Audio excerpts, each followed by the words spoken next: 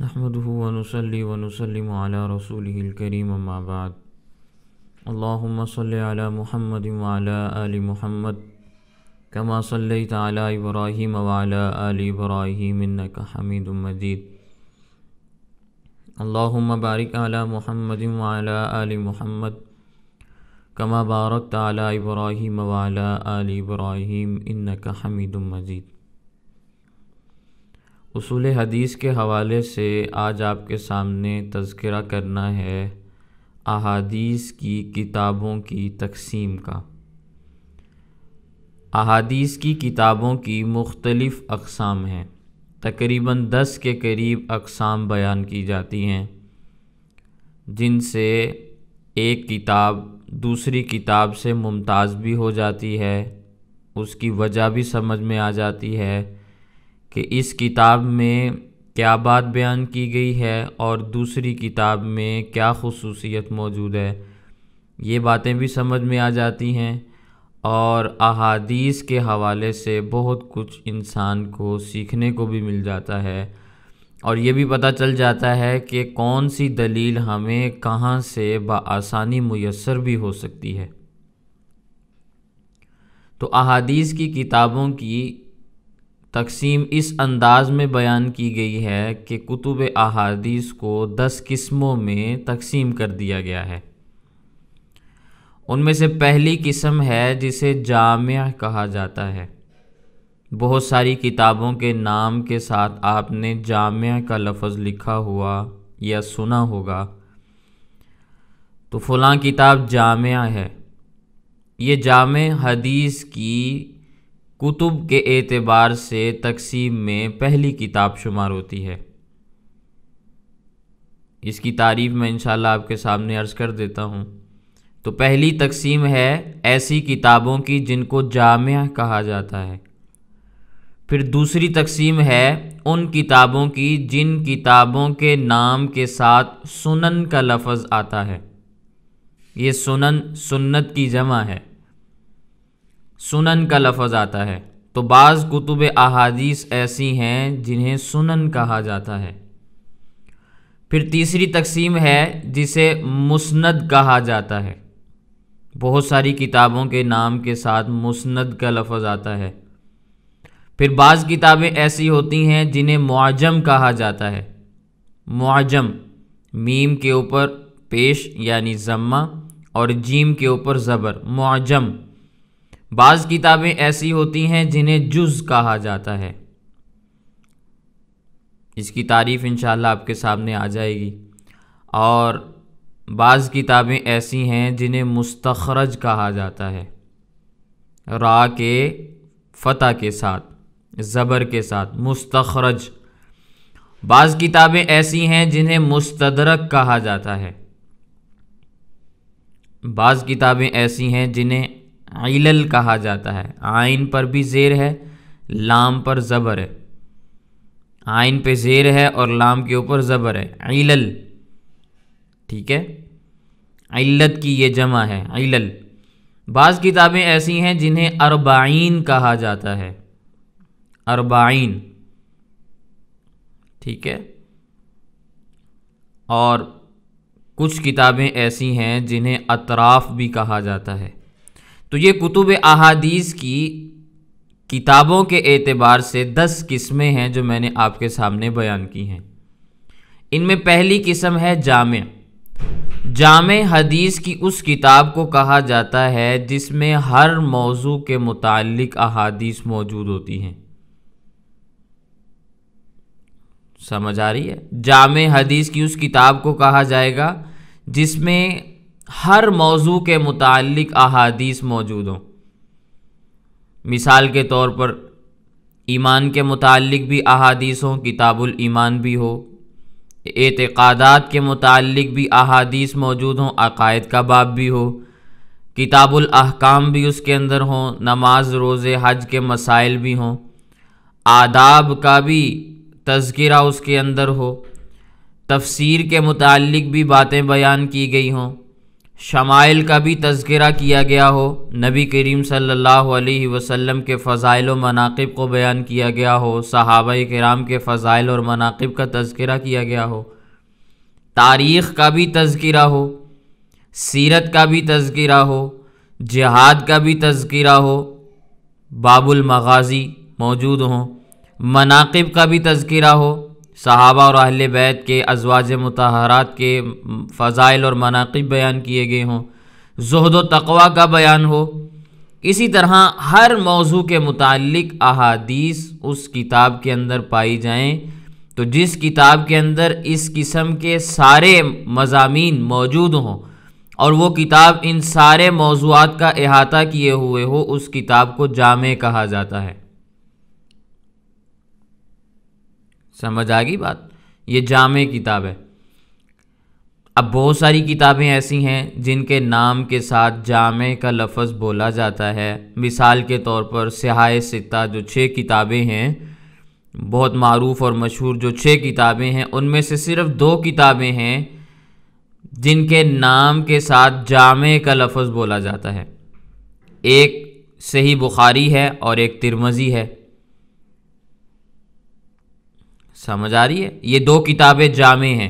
صحیح بخاری کے اندر بھی ہر موضوع سے متعلق احادیث موجود ہیں، اور اسی طرح جامع ترمذی میں ہر موضوع کے متعلق احادیث موجود ہیں۔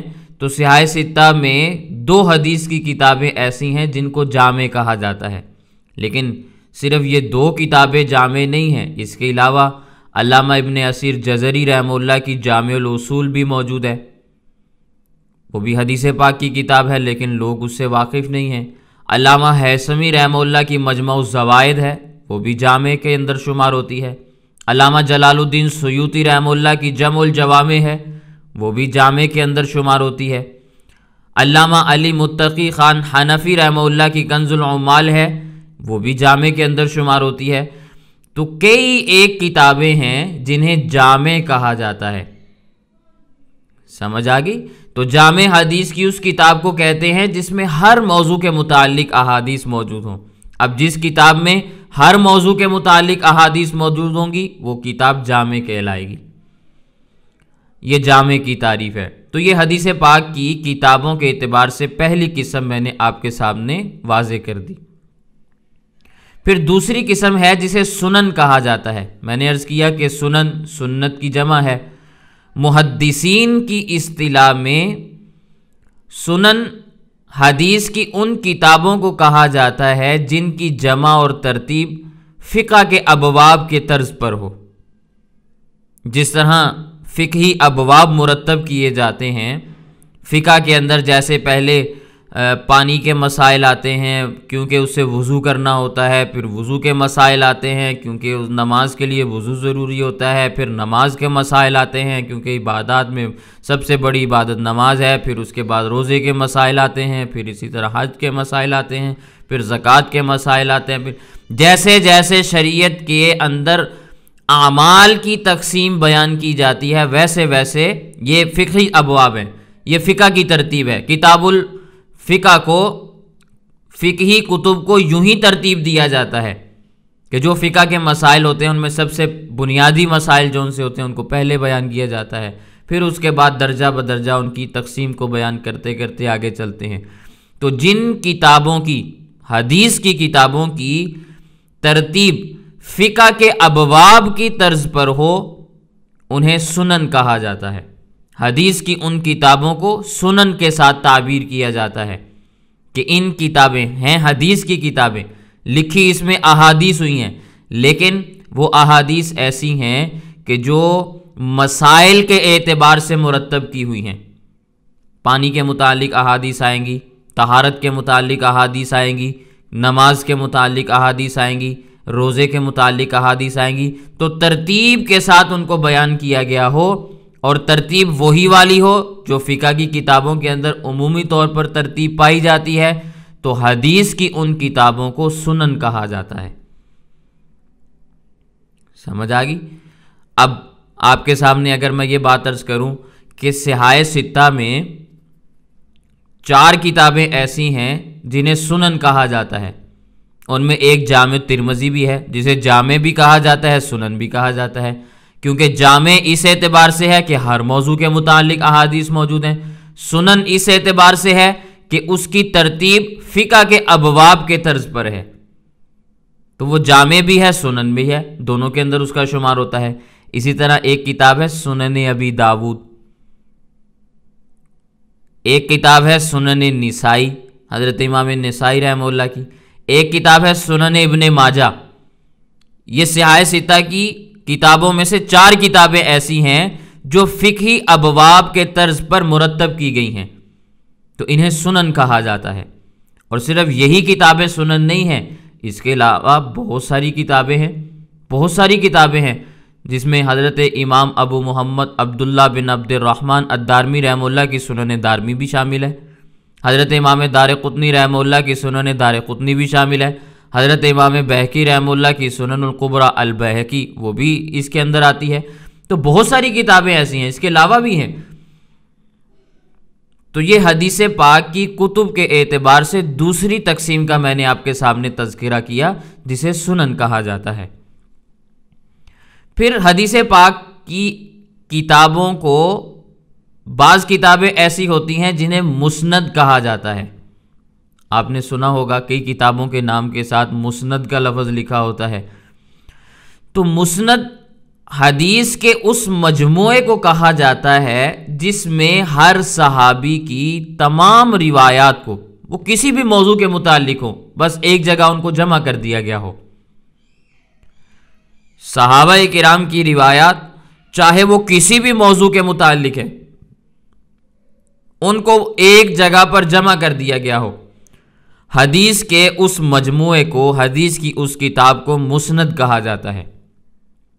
اب اس میں تھوڑی سی تفصیل ہے کہ صحابہ کرام کی روایات کو جب جمع کریں گے تو کس اعتبار سے جمع کریں گے، کس اعتبار سے کتاب جمع کی جائے گی؟ صحابہ کرام کی جو ترتیب ہوگی وہ ترتیب کس اعتبار سے لگائی جائے گی؟ تو پھر 3 اعتبار سے ترتیب سامنے آتی ہے۔ پہلی ترتیب ہے حروف تہجی کے اعتبار سے، کہ جن کے نام کا لفظ پہلے آتا ہوگا، جن کا نام مثال کے طور پر الف سے شروع ہوتا ہے، ان کی روایات پہلے آئیں گی۔ جیسے حضرت ابو بکر ہے، ابو بکر، ابو کا لفظ الف سے شروع ہو رہا ہے نا، تو جو صحابہ کرام ایسے ہوں گے جن کا نام الف سے شروع ہو رہا ہے، ان کی تمام احادیث ایک جگہ پر ہوں گی۔ پھر جن صحابہ کرام کا نام با سے شروع ہو رہا ہے، ان کی احادیث ایک جگہ پہ ہوں گی۔ جن کا نام تا سے شروع ہو رہا ہے، ان کی احادیث ایک جگہ پہ ہوں گی۔ اب وہ احادیث کسی بھی موضوع کے متعلق ہوں، لیکن صحابہ کرام کی ترتیب کے اعتبار سے ان کو جمع کر دیا۔ پھر صحابہ کرام کی ترتیب بھی حروف تہجی ناموں کے اعتبار سے لگائی گئی، کہ جس کا پہلے نام آیا اس کو پہلے بیان کیا، جس کا بعد میں آیا اس کو بعد میں بیان کیا۔ ایک ترتیب تو یوں ہے حروف تہجی کے اعتبار سے۔ پھر دوسری ترتیب ہے سبقت اسلام کے اعتبار سے، جس نے اسلام پہلے قبول کیا، جس نے پہلے اسلام قبول کیا اس کی روایت کو پہلے لائیں گے، جس نے بعد میں قبول کیا اس کی روایت کو بعد میں جمع کریں گے۔ یہ صحابہ کرام کی روایات کی ترتیب ہے۔ سب سے پہلے خلفائے راشدین کی روایات آئیں گی، پھر عشرہ مبشرہ کی روایات آئیں گی، پھر اصحاب بدر کی روایات آئیں گی، پھر اہل بیت، اصحاب بیت رضوان، ان کی روایات آئیں گی، پھر ان صحابہ کرام کی روایات آئیں گی جو فتح مکہ کے دن یا اس کے بعد ایمان قبول کرنے والے ہیں۔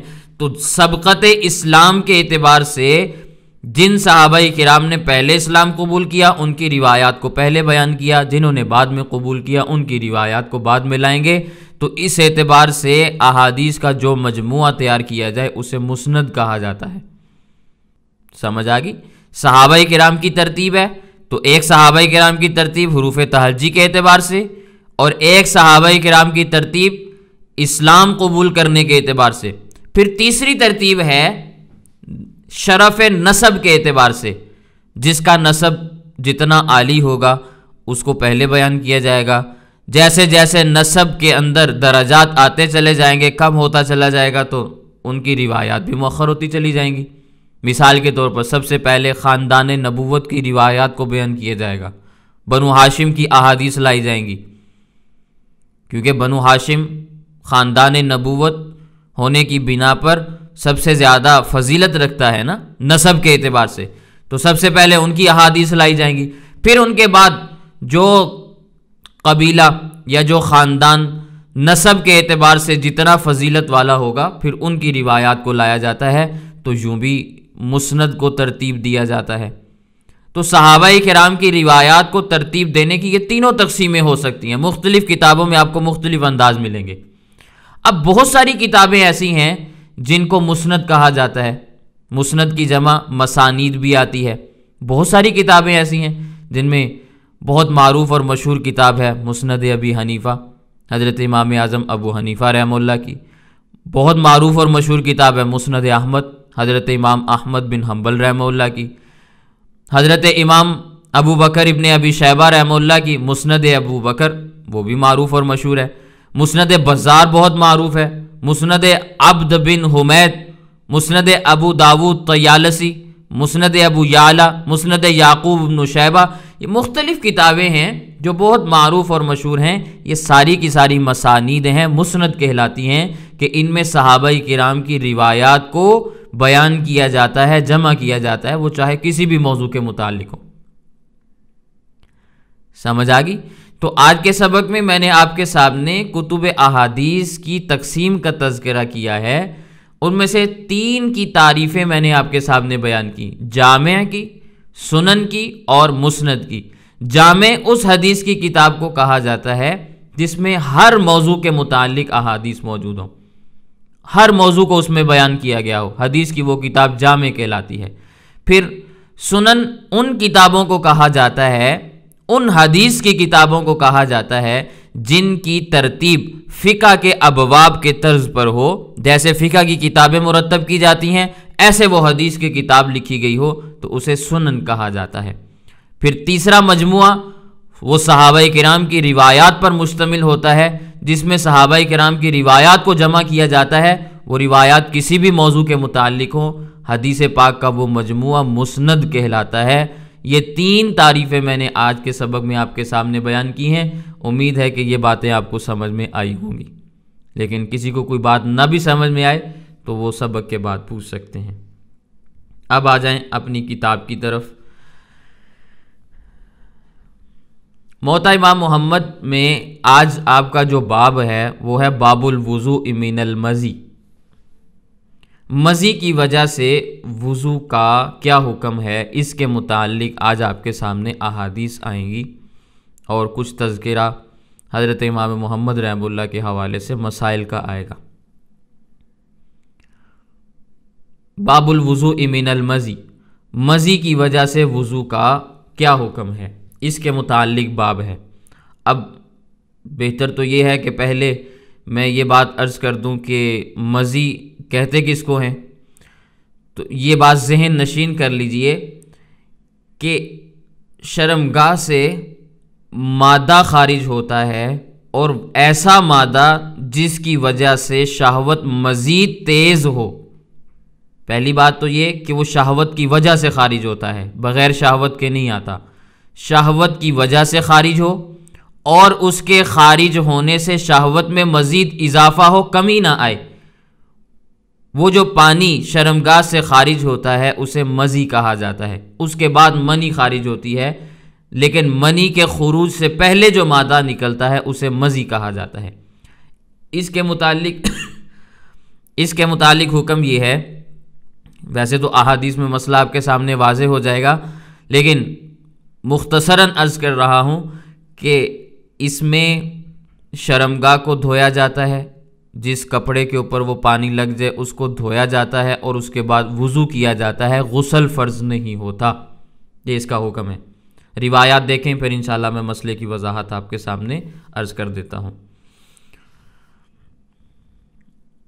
اخبرنا مالک اخبرانی سالم ابو النضر مولا عمر بن عبید بن معمر التیمی عن سلیمان بن یسار عن المقداد بن الاسود ان علی بن ابی طالب رضی اللہ تعالی عنہ امرہ ان یسأل رسول اللہ صلی اللہ علیہ وسلم عن الرجل اذا ادنا من اہلہ فخرج منہ المزی ماذا علیہ فإن عندي ابنته وأنا أستحيي أن أسأله فقال المقداد فسألته फ़क़ाल इज़ा वजद अहदुकुम ज़ालिका फ़लयंज़िह फ़रजहु वलयतवज़्ज़अ वुज़ूअहु लिस्सलात।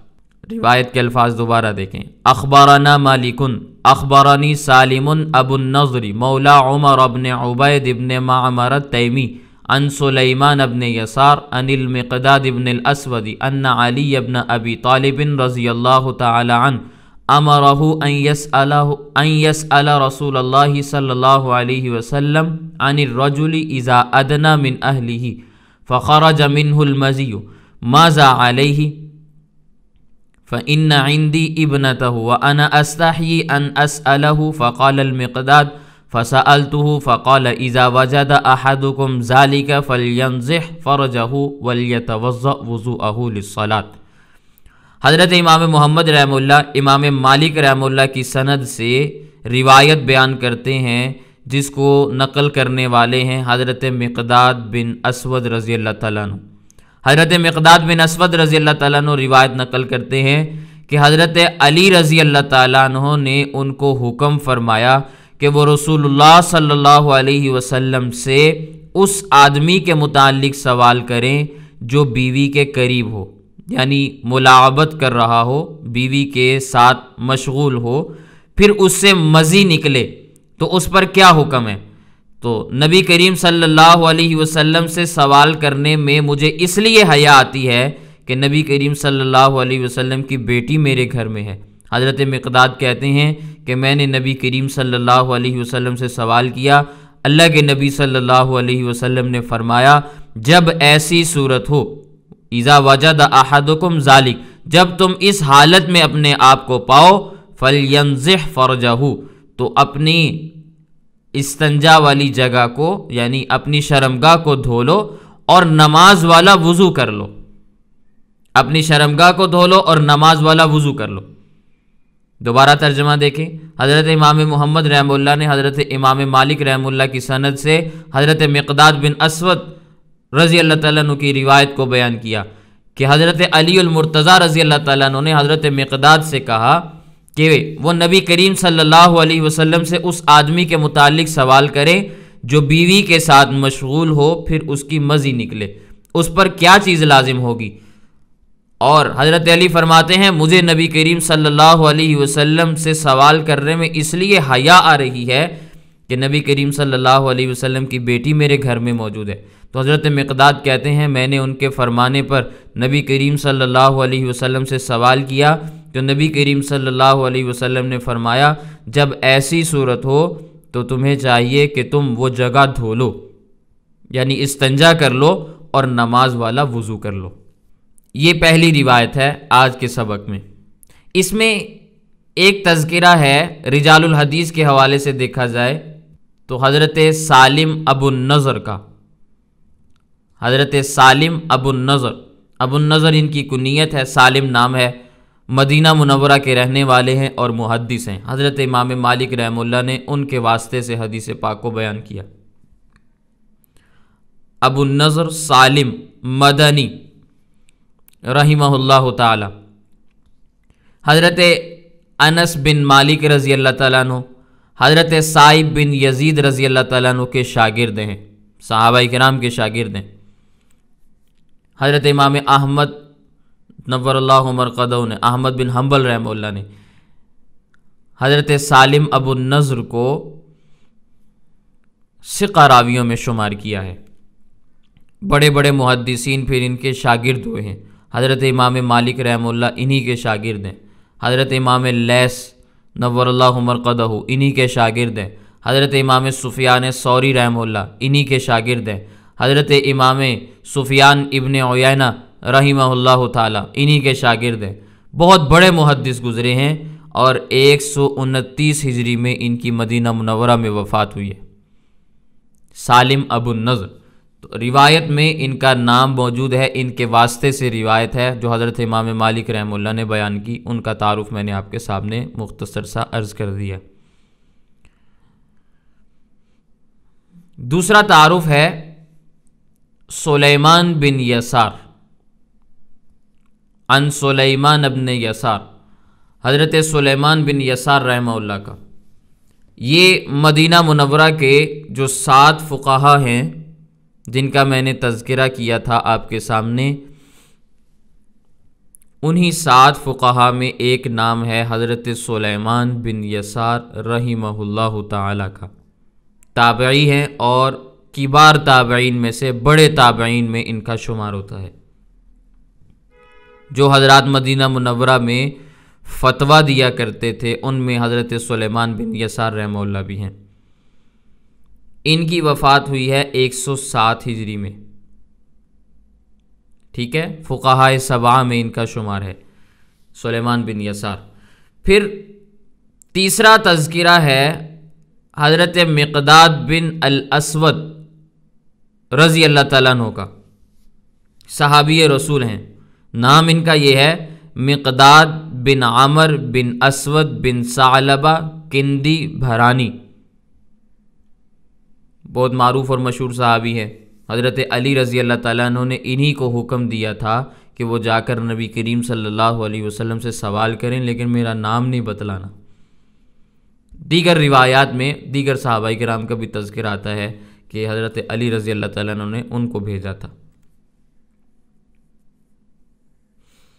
بہرحال بہت بڑے صحابی ہیں، اکثر غزوات میں نبی کریم صلی اللہ علیہ وسلم کے ساتھ شریک رہے، اور غزوہ بدر میں آپ کو معلوم ہوگا نا کہ کچھ صحابہ کرام گھوڑوں پر سوار تھے، کچھ صحابہ کرام ایسے تھے جو اونٹوں پر سوار تھے، بہت تھوڑی تعداد تھی، باقی صحابہ کرام ایسے تھے جو پیدل چلنے والے تھے۔ تو یہ غزوہ بدر میں گھوڑے پر سوار افراد میں سے تھے، اس جنگ کے اندر انہوں نے شرکت کی ہے۔ اہل بیت کے بہت زیادہ قریب تھے، خاندان نبوت کے ساتھ ان کا اٹھنا بیٹھنا بہت زیادہ تھا۔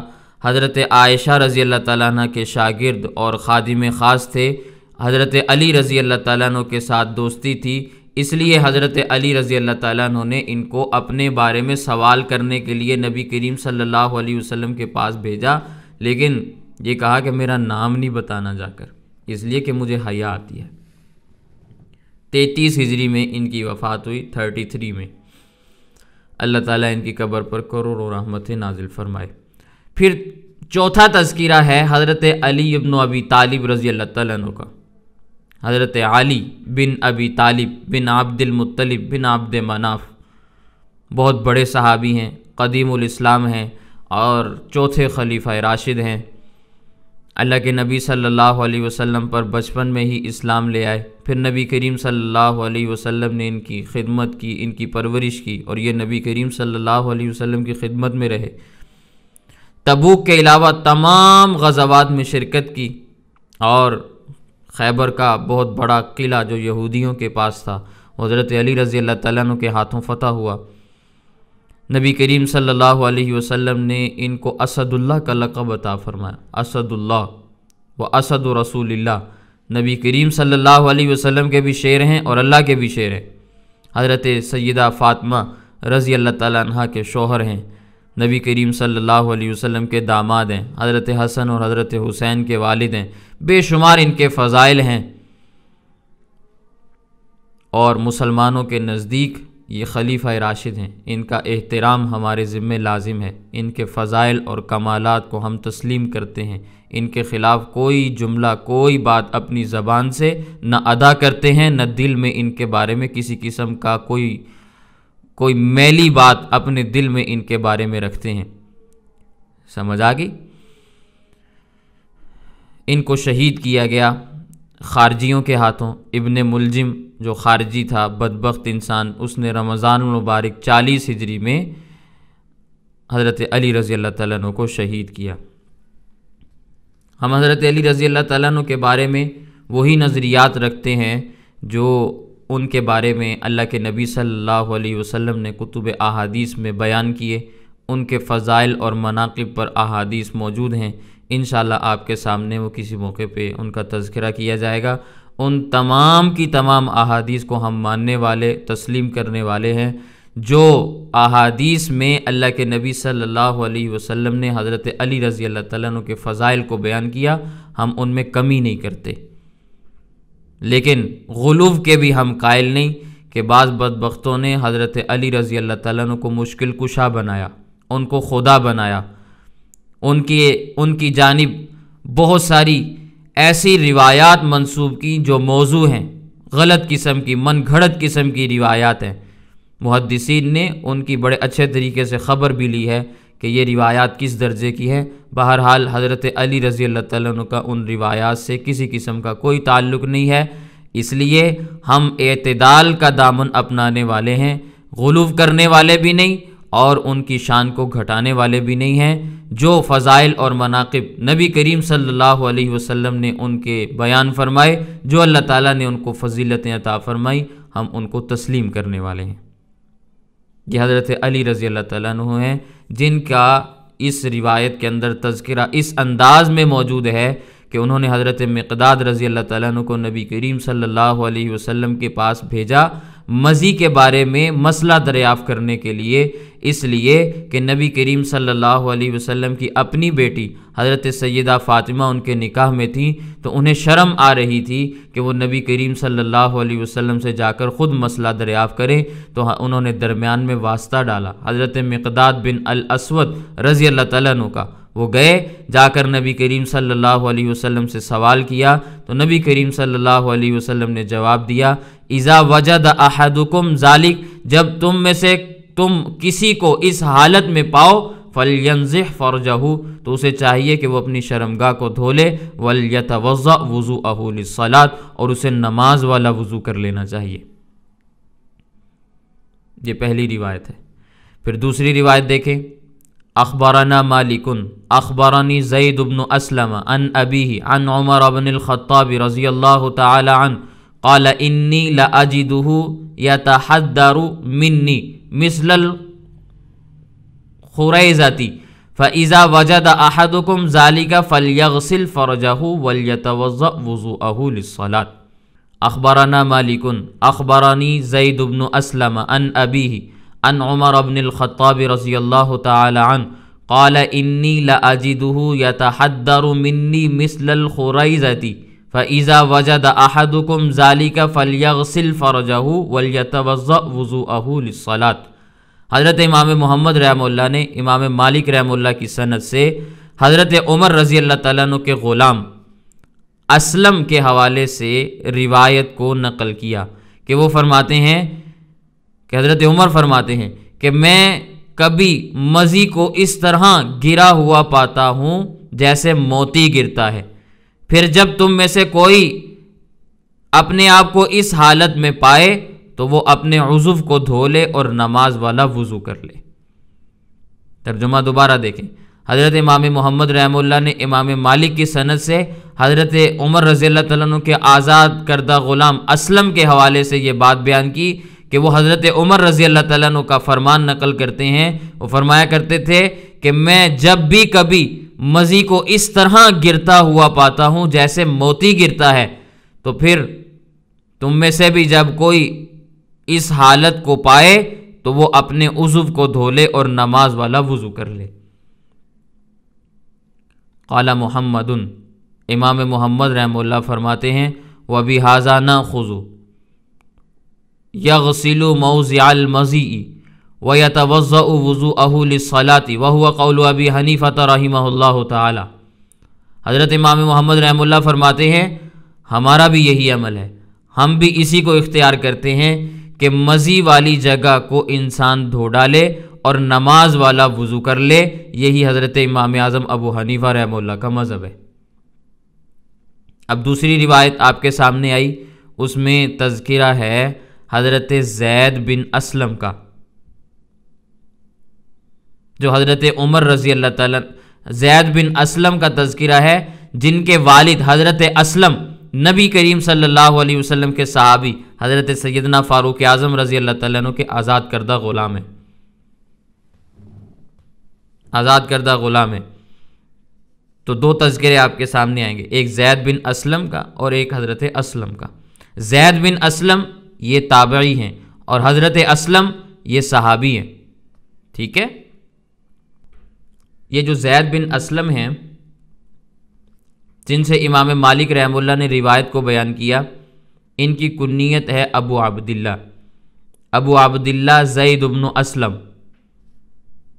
مدینہ منورہ کے رہنے والے ہیں، فقہ کے بہت بڑے امام ہیں، تفسیر کے بہت بڑے امام ہیں، اور ان کی تفسیر کے اندر کتاب بھی بہت معروف اور مشہور ہے، ٹھیک ہے، تفسیر کے اندر ان کی کتاب بھی مل جاتی ہے۔ جو لوگ کہتے ہیں نا کہ صحابہ کرام کے شاگردوں نے، تابعین نے تو تفاسیر لکھی نہیں، قرآن کی تفسیر تو لکھی کسی نے نہیں، تو حضرت زید بن اسلم کی تفسیر موجود ہے، آپ اس کا مطالعہ بھی کر سکتے ہیں عربی زبان میں۔ ان کی وفات ہوئی ہے 136 ہجری میں، ٹھیک ہے، زید بن اسلم۔ ان کے والد ہیں حضرت اسلم، حضرت عمر رضی اللہ تعالیٰ عنہ کے غلام تھے، بعد میں آزاد کر دیا، صحابہ کرام میں شمار ہوتے ہیں۔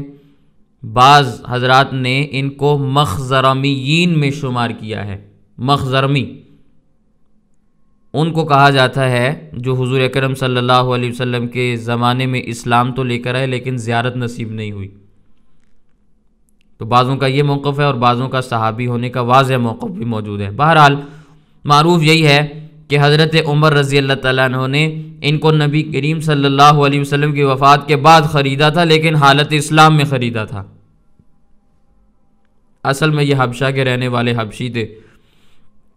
حضرت عمر رضی اللہ تعالیٰ عنہ نے ان کو مکہ مکرمہ سے خریدا تھا سن 11 ہجری میں، جب حضرت فاروق اعظم رضی اللہ تعالیٰ عنہ، جب حضرت سیدنا فاروق اعظم رضی اللہ تعالیٰ عنہ حضرت سیدنا صدیق اکبر رضی اللہ تعالیٰ عنہ کے فرمانے پر ان کے نمائندہ بن کے ان کی خلافت کے زمانے میں مکہ مکرمہ کے اندر حج کے امیر بن کر تشریف لے کر گئے تھے۔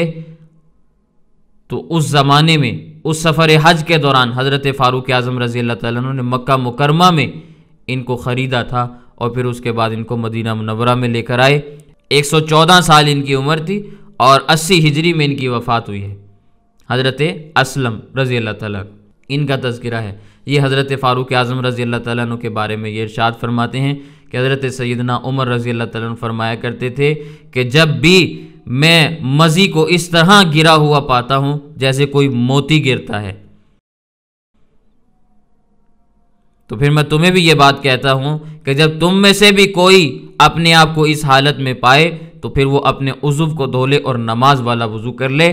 یہ دو روایات آپ کے سامنے آئیں، اور ان دونوں روایات سے یہ بات ثابت ہوئی کہ جب انسان کی مزی خارج ہو، جب انسان کی مزی خارج ہو تو پھر اس کے ذمے غسل نہیں ہے بلکہ وضو ہے، اور اس کے ذمے یہ چیز لازم ہے کہ وہ شرمگاہ کو بھی دھو لے، جہاں پہ وہ لگی ہے اس کو بھی صاف کر لے، پانی کے چھینٹے مار لے اور وضو کر لے، کیونکہ وضو ٹوٹتا ہے اس حالت میں، غسل لازم نہیں ہوتا۔ یہ مزی کا حکم آ گیا آپ کے سامنے۔ ایک روایت اور ہے، وہ بھی دیکھ لیں۔ اخبارنا مالکن اخبارنا صلت بن زید انہ سأل سلیمان بن یسار عن البلل یجدہ فقال انزح ما تحت ثوبک بالماء والہ عنہ۔ روایت کے الفاظ دوبارہ دیکھیں۔ اخبارنا مالکن اخبارنا صلت بن زید انہ سأل سلیمان بن یسار عن البلل یجدہ فقال انزح ما تحت ثوبک بالماء والہ عنہ۔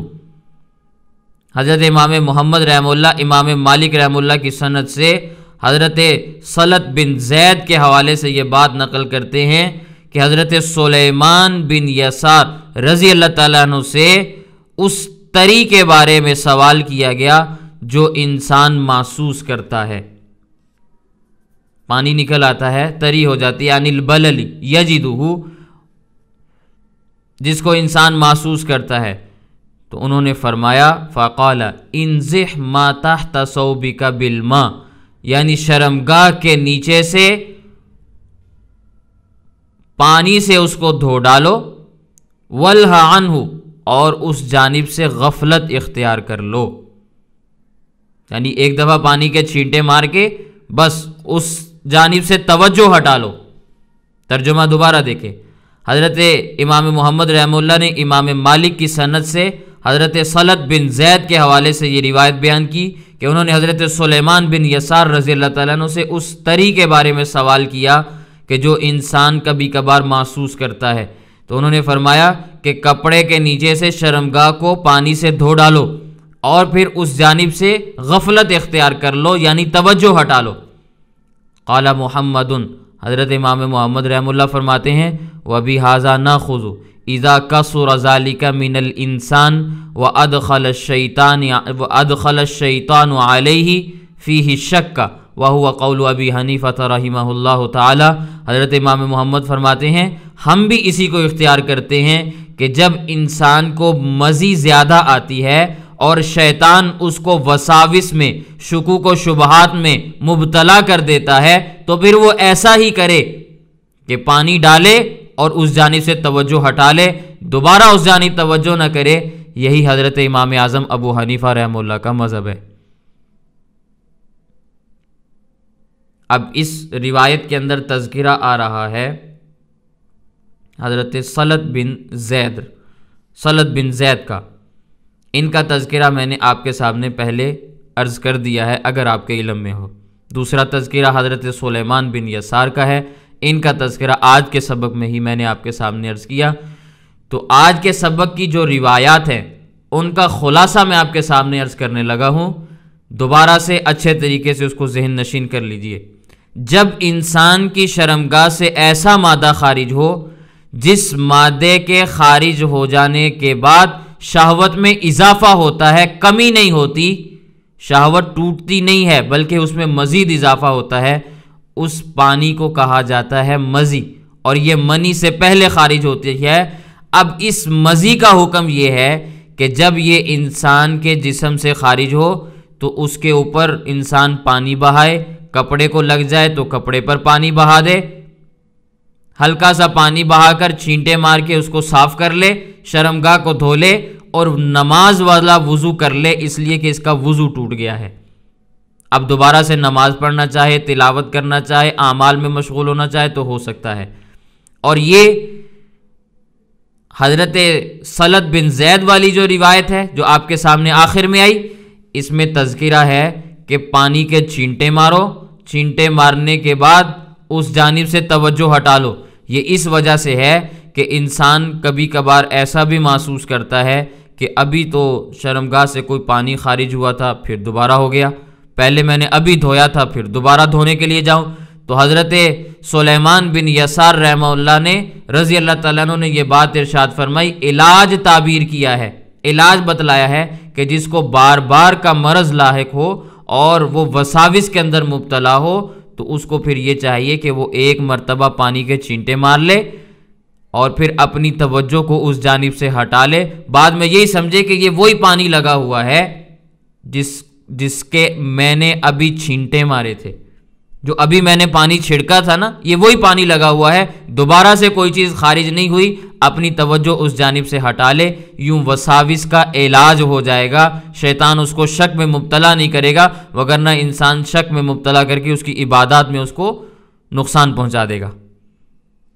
ابھی انسان وضو کر کے واپس آیا، بعد میں آ کے دیکھتا ہے کہ پھر کوئی چیز خارج ہو گئی، پھر میرا تو وضو ہی نہیں ہوا، اب دوبارہ وضو کرنے کے لیے جا رہا ہے، دوبارہ وضو کر کے پھر واپس آئے گا، پھر پڑھنے کے لیے شروع ہوتا ہے تو پھر نیچے ہاتھ لگ جاتا ہے تو کوئی کہتا ہے بھئی یہ پھر کوئی چیز نکل آئی، حالانکہ وہ وہی پانی لگا ہوتا ہے۔ تو حضرت سلیمان بن یسار رحمہ اللہ نے اس وسوسے کا اور اس شک کا علاج بھی تعبیر کیا ہے کہ پھر تمہیں یہ کرنا چاہیے، اور پھر پانی کے چھینٹے اس لیے مارنے ہیں کہ پانی کے چھینٹے مارنے کی وجہ سے شہوت کا اثر ٹوٹ جاتا ہے، شہوت کا اثر زائل ہو جاتا ہے، اس لیے پانی کے چھینٹے مارنے ہیں۔